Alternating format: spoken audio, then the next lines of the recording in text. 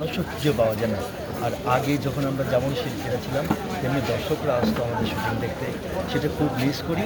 এবং সেই সাথে যাদের সাথে কাজ করেছি তারা এখন অনেকেই হয়তোবা অসুস্থ হয়ে ঘরে বসে আছে। তাদের আসার মতো এখন অনেকের হয়তো ক্ষমতাও নেই কিংবা আসতেও চান না, যে কারণ রাস্তায় যানজটটাও একটা প্রকট, যার জন্য আমরা আসতে পারি না। সেই সুবাদেও এই অনুষ্ঠানগুলির মাধ্যমে যখন আসে তখন আমরা একটা প্রাণের কথা বলতে পারি, মনের কথা খুলে বলতে পারি। এটাই আমি মনে করি এই উৎসবের আমাদের কাছে এখন সবচেয়ে বড় পাওয়া হয়ে গেছে। সামনে ঈদ, কোনো কাজ নিয়ে ব্যস্ত আছেন? ব্যস্ত, আমার একটা সিরিয়াল চলছে, তো সেটার কাজ করতে হয়। আরও কিছু ছবির কাজ করছি। তো এখন একটা ব্যাপার, যে ছবি থেকে অভিনয় করব কিন্তু সে কথাটা বলতে পারবো না, তারা যতক্ষণ না পর্যন্ত তারা দর্শকদের সামনে আসবে। তো সেই চিন্তা করে সে ছবির কথাগুলো কিন্তু বলতে পারি না, কিন্তু ছবি হচ্ছে।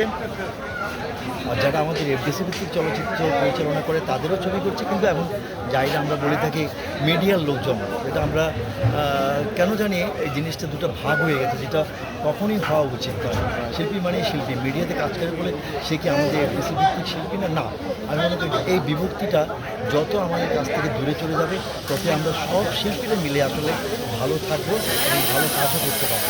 এক ছাদের নিচে অবশ্যই এটা থাকায় শিল্পী মানে শিল্পী, কেন আমরা ভাগ করবো? এটা কখনোই চাই না।